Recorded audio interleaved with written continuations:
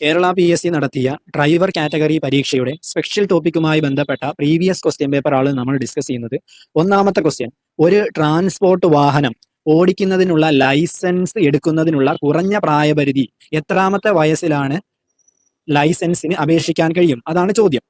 Answer, 20ാമത്തെ വയസ്സിൽ ഒരു transport വാഹനം ഓടിക്കുന്നതിനുള്ള ലൈസൻസിന് വേണ്ടി നമുക്ക് അപേക്ഷിക്കാൻ കഴിയും. മുൻ കാലഘട്ടത്തിൽ 22 വയസ്സായിരുന്നു, എന്നാൽ ഇപ്പോൾ 20 വയസ്സാണ്. രണ്ടാമത്തെ ക്വസ്റ്റ്യൻ, സ്പാർക്ക് പ്ലഗ് നമുക്ക് അറിയാവുന്ന ഒരു വേർഡാണ്. സ്പാർക്ക് പ്ലഗ് ഉപയോഗിക്കാത്ത എഞ്ചിനാണ് ചോദിച്ചിരിക്കുന്നത്. ഡീസൽ എഞ്ചിനാണ്. ഡീസൽ എഞ്ചിനുകളിൽ സ്പാർക്ക് പ്ലഗ് ഉപയോഗിക്കുകയില്ല. മൂന്നാമത്തെ ക്വസ്റ്റ്യൻ, പവർ സ്റ്റിയറിംഗ് അറിയാം. ഇപ്പോഴുള്ള എല്ലാ വാഹനങ്ങളിലും പവർ സ്റ്റിയറിംഗ് ആണ്. പവർ സ്റ്റിയറിംഗിൽ ഉപയോഗിക്കുന്ന ഫ്ലൂയിഡ് എന്നാണ് ക്വസ്റ്റ്യൻ. സാധാരണയായി പവർ സ്റ്റിയറിംഗിൽ ഉപയോഗിക്കുന്നത് ഹൈഡ്രോളിക് ഫ്ലൂയിഡ് ആണ്. ഏത് ടൈപ്പ് ആണ് ഉപയോഗിക്കുന്നത് എന്ന് ചോദിച്ചാൽ automatic transmission fluid, ATF. Automatic transmission fluid power സ്റ്റിയറിംഗിൽ ഉപയോഗിക്കുന്ന ഫ്ലൂയിഡ് ATF ടൈപ്പ് ആണ് ഉപയോഗിക്കുന്നത്. ക്വസ്റ്റ്യൻ കംപ്ലീറ്റ് അല്ലാത്തത് കൊണ്ട് ക്വസ്റ്റ്യൻ പരിഗണിച്ചിട്ടില്ല, ക്വസ്റ്റ്യൻ ക്യാൻസൽ ആണ്.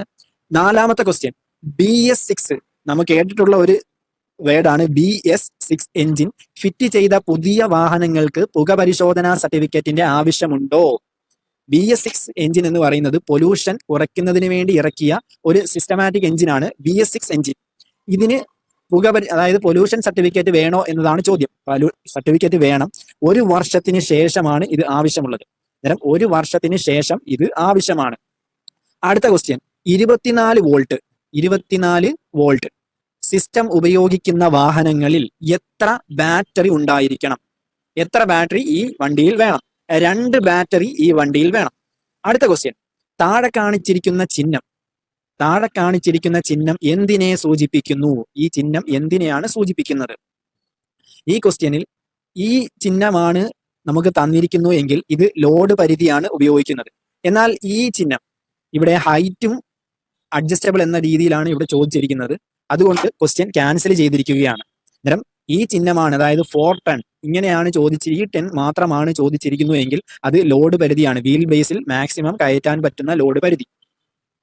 അതല്ല, ഈ ചിഹ്നം മാത്രമാണ് ഉപയോഗിച്ചുവെങ്കിൽ ഒരു വാഹനത്തിൽ എത്രമാത്രം ലോഡ് മുകളിലേക്ക് കയറ്റാൻ പറ്റും, എത്ര ഹൈറ്റിൽ മുകളിലേക്ക് ലോഡ് കയറ്റാൻ പറ്റും.